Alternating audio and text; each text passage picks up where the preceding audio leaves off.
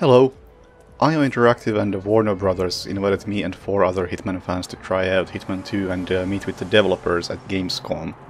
During that visit, we had a total of 3 sessions with the game and plenty of time to chat with the devs over beers. All that raw footage I recorded there is already on YouTube if you want to check that out. Just don't expect any massively amazing gameplay. I was mostly just messing around, I wasn't going for suit-only Silent Assassin or anything like that. But if you're interested, it's there. Feel free to check it out. The first and the third sessions were done at the Warner Brothers booth at Gamescom on an Xbox, which meant we had pretty long loading times to deal with, and the setup also had a good bit of input delay, although it seemed to get better before the third sessions.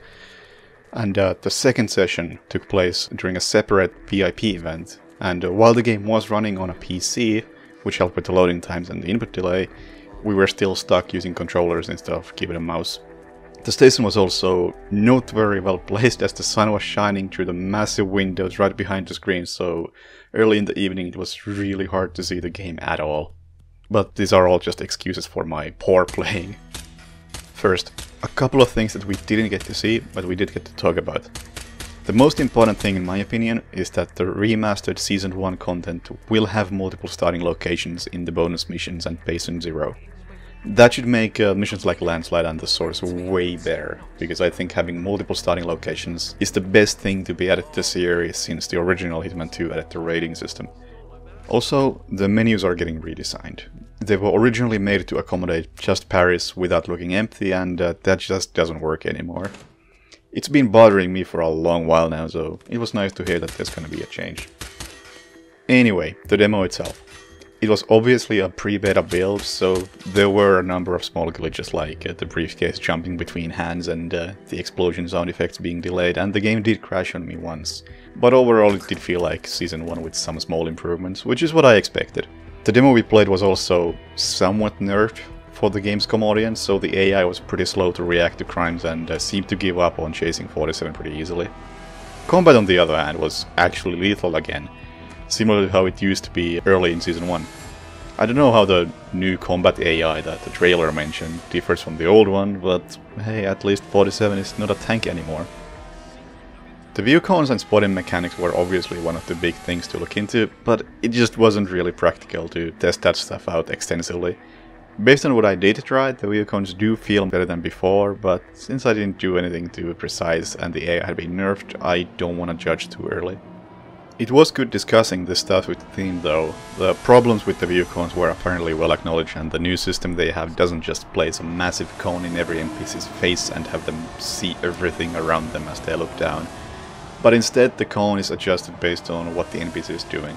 So for example, if the NPC is focused on their phone, the view cone might get smaller than usual, and if they're on high alert, the cone might get wider. We didn't have access to a rating system of any kind, so I don't have a clue how that works. But it was confirmed that it is being changed, which is good because I think the rating system was honestly crap in Season 1.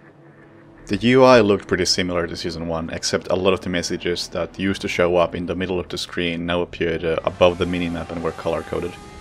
While it is an improvement, I still find it horribly misleading that the game has notification for stuff like unconscious witness or crime noticed, when they, at least presumably, don't affect the rating at all. Sadly, the demo didn't have a map screen, so it was pretty hard to get a good grasp of the level layout. While the minimap was there, I don't think it's really practical for something like that, and the minimap looked a lot worse than it does in Season 1. The colors were a lot lighter, which made the enforcers nearly invisible too often. The map also glitched out, and 47 just disappeared from the map himself, which was surprisingly distracting. I also really do wish that they'd show trespassing zones on the minimap, because it is really frustrating having to walk to an area to figure out if you're allowed to be there, and by the time you figure it out there's a good chance that somebody's already spotting you. Miami as a map seems very good, but I don't think 2.5 hours is enough to properly judge a Hitman map. What I can say is that the map is very big, I don't think I ever run into a dead end, and there was plenty of verticality. The one part of the map I'm still unsure about is the harbor that's located left from the start, as there didn't seem to be much interesting stuff going on there despite the area being pretty big. I couldn't tell for sure, but someone else was saying that it seems like 47 runs slower than in Season 1, which may be why going through that area took so long. The crowded areas of the map also seem to be pretty light on real NPCs with proper AI, but to my understanding that's something that's going to change. I was a bit worried about Sierra being a bad target as she starts the mission on the track, but there seems to be a lot of places to shoot the car from and at least a few ways to force the race to end pretty quickly. I'm not sure if destroying the car requires one strong hit or if multiple hits will do, but one hit from the pistol definitely wasn't enough. Snipers, assault rifles and explosives were confirmed to do the trick at least. Explosives work a bit differently from before. Most notably, fire extinguishers are no longer lethal, but instead knock people out and from a longer range make people fall over. I didn't personally test with mines, but according to a post by Urben, those can also knock people out from a right distance. I linked the post in the description. He was also at the event and tested a bunch of things in the game. One last thing I spent a good while testing was shooting locks to open doors. It seemed like it might be a very strong mechanic, as I was able to open doors that were locked with keys or keycards without any special tools. It might still not be too overpowered, as with Silver Baller it took 5 shots to open a door. With a shotgun it was just 1 hit, but hey, that's a shotgun.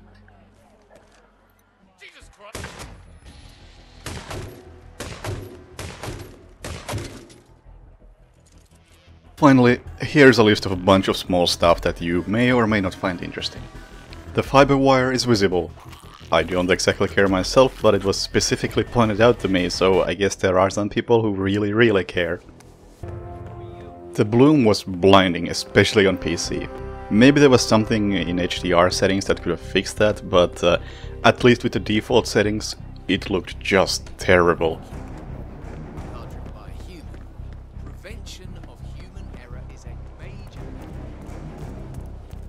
On PC, the pause menu had a highlights button. No idea what that's for, I only noticed it when watching the footage later. In the gameplay settings there was a setting called HUD score, which didn't seem to do anything currently. But fingers crossed for real-time rating tracking.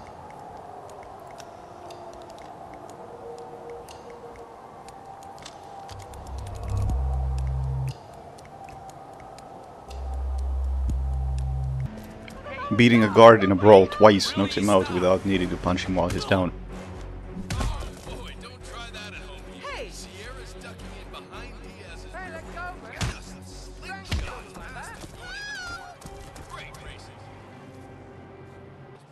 Destroying Sierra's car makes a funny sound.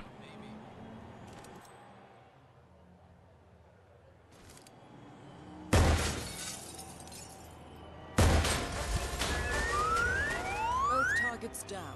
Well done, 47. Head for an exit and we'll speak again soon.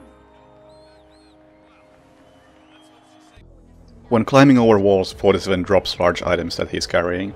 Not sure if that's intended, as 47 also drops large items when picking up small items and when meleeing people on stairs, which still ignores the equipped weapon, sadly.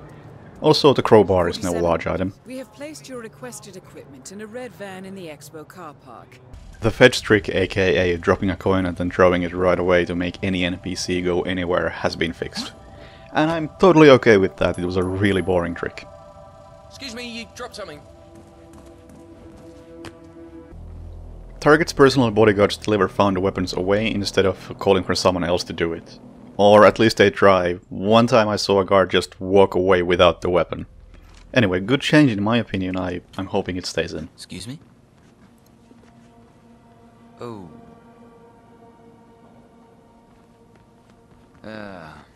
That's real. People no longer get suspicious if you bump into them multiple times.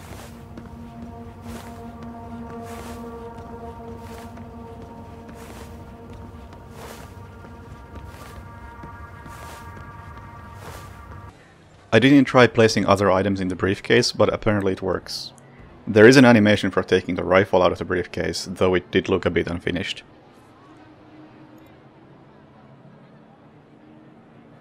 Yeah, I'll get back to you if I find anything.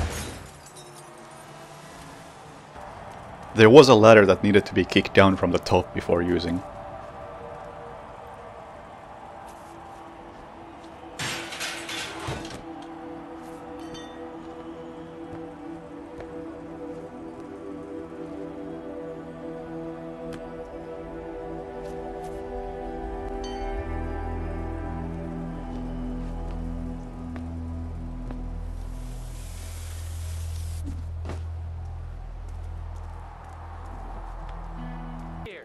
Fire alarms didn't seem to be properly implemented yet. There was barely any sound or crowd reaction.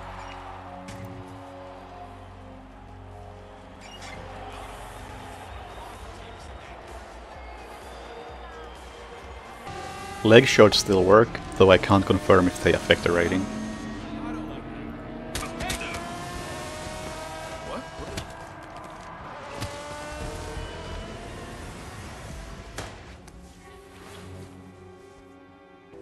The inventory is now at the bottom of the screen, which I'm not a fan of. It just feels impractical since most of the time you're focused on the center of the screen.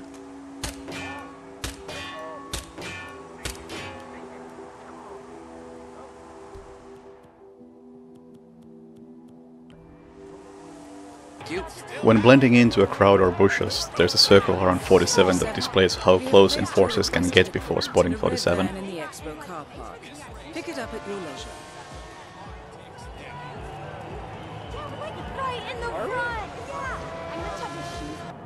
We also saw a teaser trailer for the next map, and it looked like a jungle.